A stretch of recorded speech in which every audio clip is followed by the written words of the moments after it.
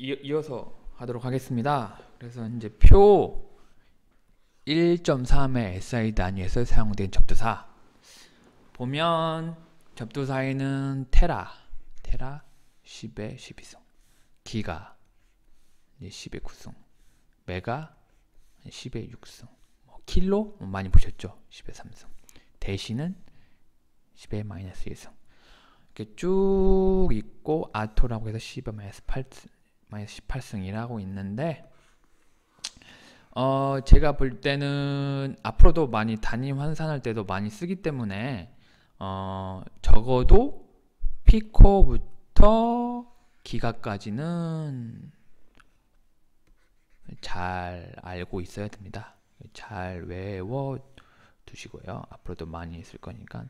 근데 일부러 외우는 것보다 이렇게 많이 계산을 해보면 자연스럽게 또 외워지기도 하니까 뭐 문제 같은 것도 많이 풀어보시고 그렇게 하시면 될 것 같습니다.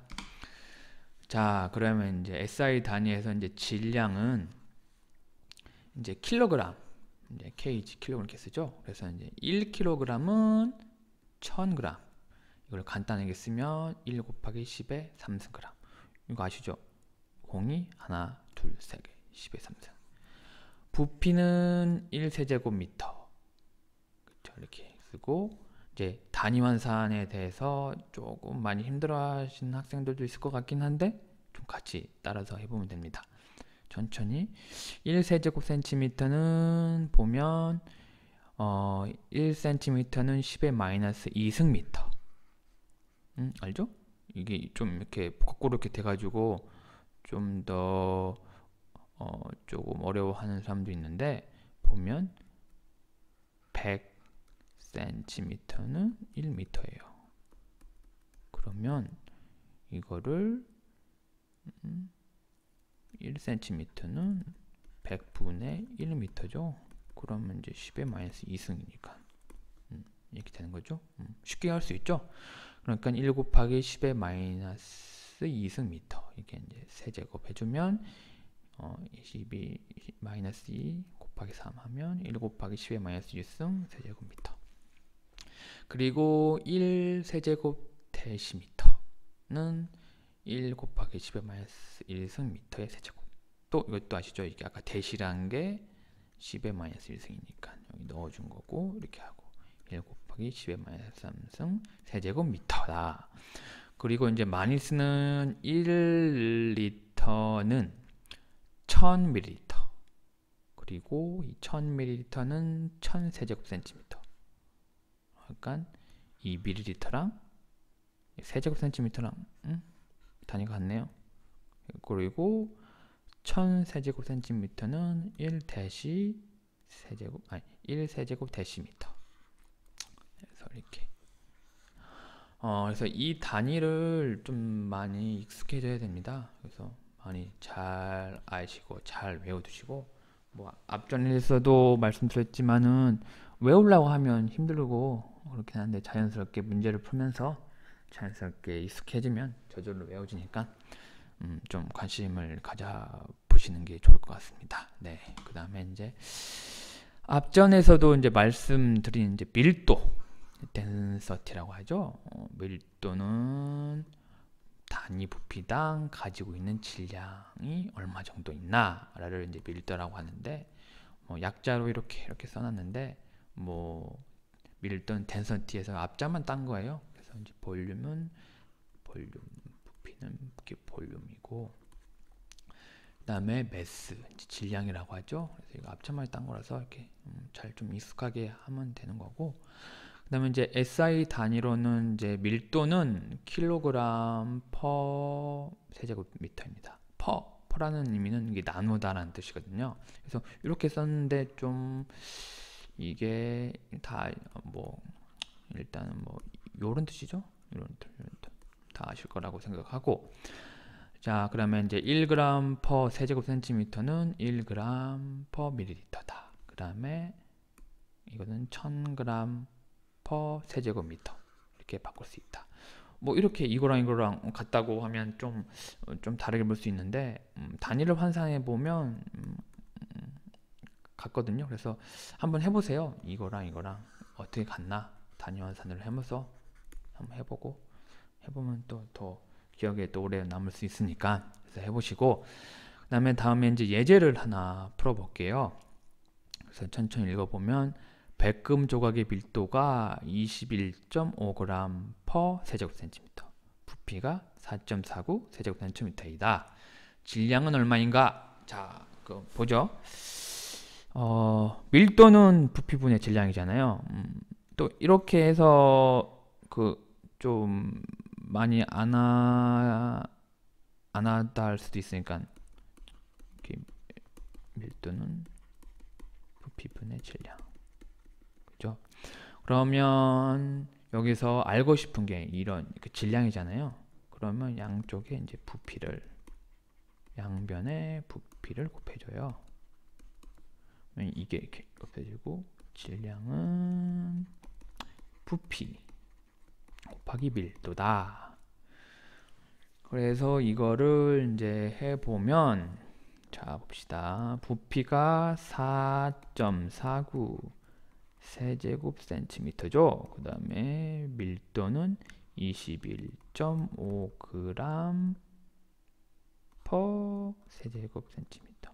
그래서 세제곱센티미터 이렇게 없어지고 이렇게 계산을 하면 이렇게 된다. 한번 해보세요. 네, 그 다음 넘어가겠습니다. 그 다음에 표 1.4에서 25도씨에서 몇몇 물질의 밀도. 근데 몇 개 좀 알아보면 공기는 0.001 g per 세제곱센티미터. 이게 1기압에서 측정됐다고 하네요. 왜냐하면 공기는 기체잖아요. 기체는 압력의 변화에 대해서 민감하죠.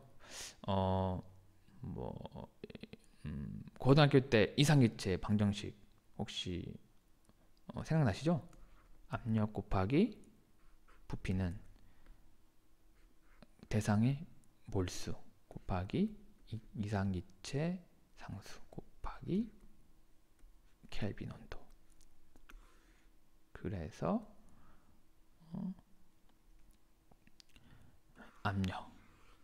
압력에 따라서 밀도도 많이 바뀌니까 이렇게 1기압에서 측정했다고 이렇게 명시해 주는 겁니다.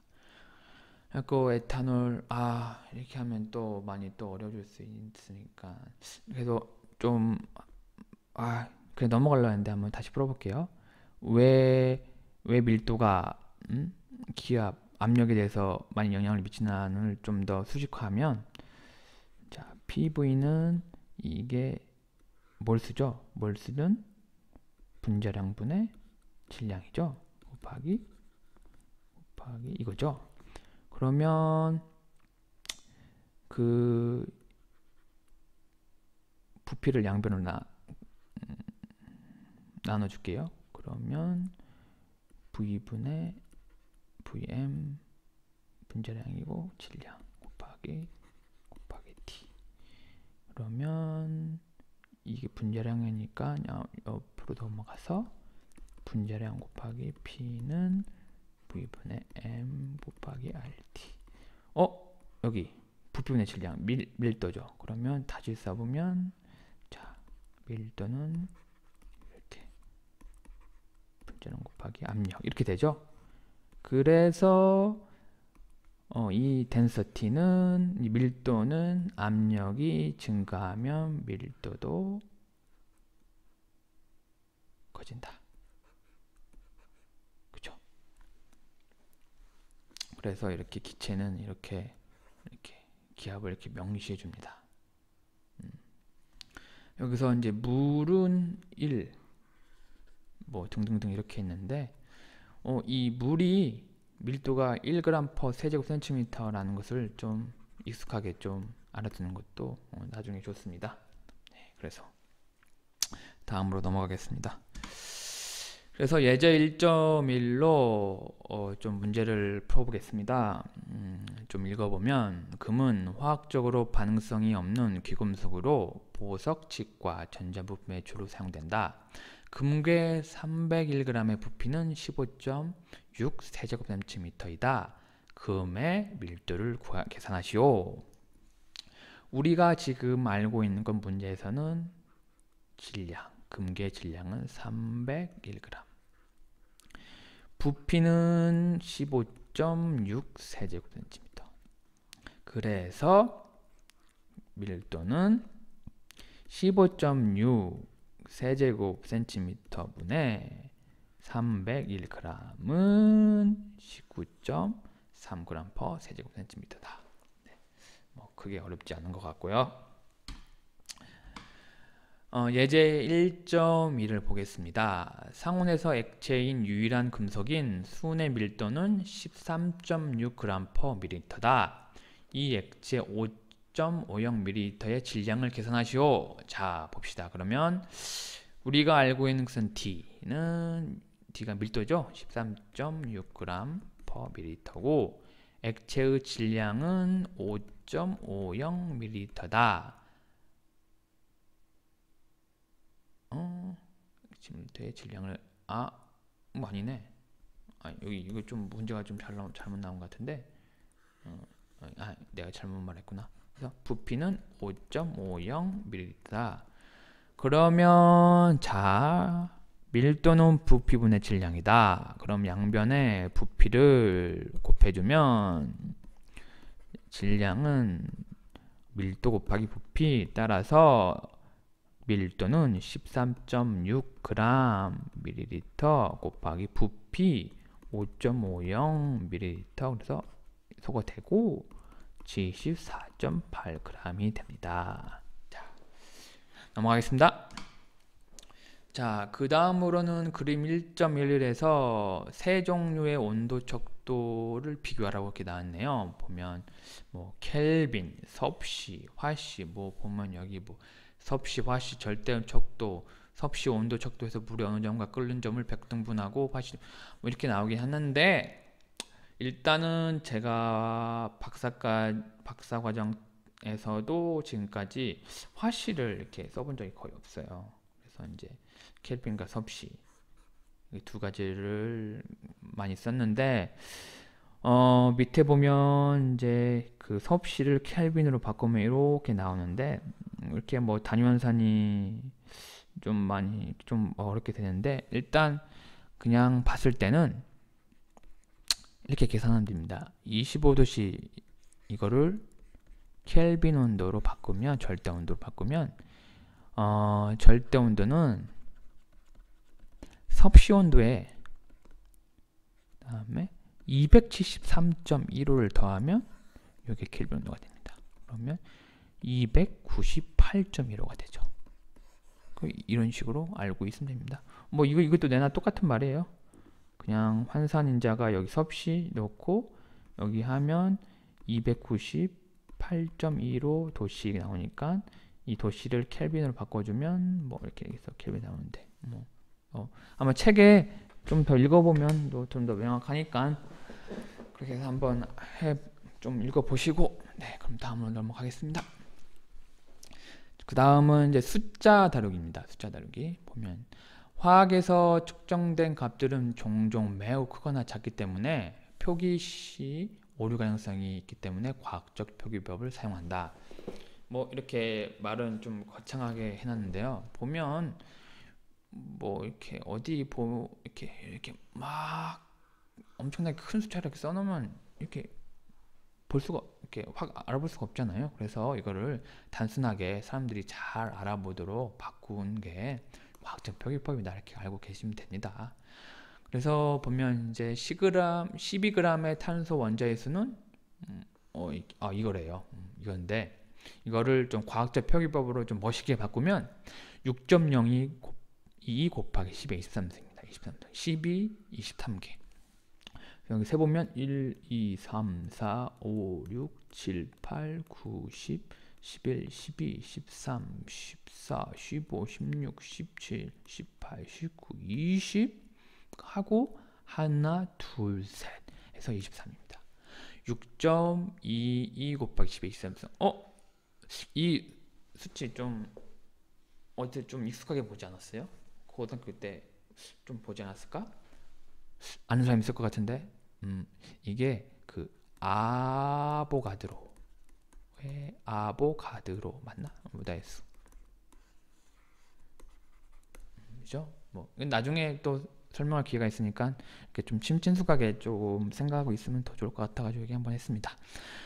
그 다음에 이제 탄소 원자 한 개의 질량은 0.00000019인데 이게 1.9 곱하기 10의 23승이다 이렇게 아시면 됩니다. 그래서 밑에 좀 간단하게 좀 잘 정리해놨는데 이제 과학적 표기법은 이런 것들을 이제 n 곱하기 이제 10의 n승이다 뭐 이렇게 나타난다 이렇게 좀 알고 계시고, 자 그래서 이제 조금 얘에 대해서 좀 알아보도록 하겠습니다. 그러면 이제 5.68.7주기 이거는 이제 앞으로 하나 둘 해서 이제 5.6876이 곱하기 10의 2승. 그 다음에 요거는 이걸로 바꾸기 위해서 7.72 곱하기 하나 둘 셋 넷 다섯 여섯 이렇게 되죠. 자, 그리고 이제 덧셈과 뺄셈. 첫 번째로 이제 두 수가 같은 지수 n을 갖도록 표기한다. 그렇죠. 보고 n1과 n2를 더하거나 뺀다. 지수 n이 같은지 확인한다. 뭐 이거는 좀 말을 이렇게 했는데 뭐 예를 보면 확연히 알 수가 있죠. 4.31 곱하기 10의 4승 플러스 3.9 곱하기 13승 이렇게 보면 어떻게 더하기 못하잖아요. 그래서 요거를 4승으로 바꿔줍니다. 그러면 10을 더 나눠주면 되겠죠. 그러면 0.39로 바뀌고 10의 4승으로 바뀌고, 그래서 10의 4승 내두고 앞에 것만 계산해가지고 더해주면 되죠. 그러니까 요거를 잠깐만 여기 이렇게 다시 써보면 10의 4승에 4.331 플러스 0.39 그러면 4.70 곱하기 10의 4승 이렇게 하면 더 알아보기 쉽겠죠? 네, 다음으로 넘어가겠습니다. 그 다음 이제 과학적 표기 연산에서 이제 곱셈 뭐 n1과 n2를 곱한다 뭐 지수 n과 이게 있는데 이거 좀 잘못됐네. 근데 보면 그 10의 마이너스 5승 10의 3승이면 이 지수끼리 여기 마이너스와 3을 더해준다. 그러면 마이너스 2죠. 그렇죠. 그 다음에 요거랑 곱해주면 28이고, 근데 여기 이렇게 점으로 나타내면 2.8 곱하기 10의 마이너스 1승 이렇게 되는 거죠. 그 다음에 이제 뺄셈 n1과 n2를 나눈다. 지수 n1과 n2를 뺀다. 뭐 이거는 그렇지만 이제 예를 보면 더 알 수 있잖아요. 그래서 8.5 곱하기 10의 4승 나누기 5.0 곱하기 10의 9승. 그러면 10의 4승 나누기 10의 9승 이걸 하면 10의 4 마이너스 9 그래서 마이너스 5가 되고 8.5 나누기 5 1.7이 된다. 이렇게 아시면 됩니다. 자 그리고 조금 숫자 다루기 위해서 이제 유효 숫자라는 개념이 있는데 이게 좀 처음 할 때 조금 많이 좀 힘들어하는 것도 있는데 좀 쭉 잘 따라오시면 됩니다. 그래서 이제 유효 숫자는 측정의 불확실성을 나타내고자 기록한 값, 측정의 불확실성. 그리고 확신하는 자릿수에 어림하는 자릿수 하나를 더해서 표시한다. 마지막 자리는 불확실한 수다. 그래서 이제 예를 들어보면 1도시마다 표시가 되어 있는 수온 온도계 읽을 때는 25도씨는 확신할 수 있지만 25도씨와 226도씨 눈금 사이는 어림하여 25.3도씨라고 한다. 그러니까 뭐 이런 얘기가 있는데 그냥 그 앞에서 말한 것도 맞다는 것처럼 25도는 확실하다. 근데 뭔가 좀 더 세밀하고 싶다. 그래서 뭐 해보니까 25도와 26도의 사이다. 그랬더니 25.3이다. 그래서 요게 좀 불확실하다. 그래서 요 앞자리는 확실하고 뭐 이런 얘기 하면 되는 거고. 그래서 예를 보면 측정에 1, 2, 3이 있는데 54.4, 54.5, 뭐 54.3 있는데 요거를 평균을 내면 이렇게 된다. 그러면 여기는 소점 여기 첫째 자리는 많이 변하니까 하고 여기가 이제 정확하지만 이제 유효 숫자가 하나, 둘, 세 개고 이쪽에 보면 하나, 둘, 셋, 넷, 다섯, 여섯 개다. 뭐 이렇게 하시면 됩니다. 뭐 문제를 또 많이 풀어보시면 또 금방 다가오니까. 자, 그래서 이제 유효 숫자를 세는 방법에 대해서 좀 더 알아보도록 하겠습니다. 0이 아닌 모든 숫자는 유효 숫자. 뭐 1.234kg 하나, 둘, 셋, 넷, 이쪽에다 0이 아닌 숫자 사이의 0은 유효. 보시면 0이 아닌 숫자 게 6, 0, 6 하면 3개죠. 그리고 0이 아닌 처음 숫자 왼쪽에 있는 0은 유효하지 않음. 보면 0.0보다는 여기 8, 2가 나와 유효 숫자다. 그리고 1보다 크다면 소수점의 오른쪽에 쓰인 모든 0은 유효. 뭐 이거면 2.0이면 2하고 0이죠. 두 개. 그리고 1보다 작다면 끝에 있는 0과 0이 아닌 수 사이에 0만 유효. 보면 0.00420이죠. 그럼 여기 앞에는 유효하지 않고 420만 유효하다. 맞죠? 다음 넘어가겠습니다. 또 그래서 예를 하나 이제 예제를 풀어보면 다음 측정값들의 유효 숫자 개수를 결정하죠. 394cm. 뭐 이거는 뭐 여기 뭐 쉽게 할 수 있는 게 뭐 이거 다 뭐 풀어보지 않아도 뭐 다 아시겠죠? 뭐 3개, 뭐 3개, 뭐 3개, 뭐 이렇게 약간 이것도 한번 쭉 풀어보세요. 보고 여기 풀이도 나왔으니까 좀 잘 보시고.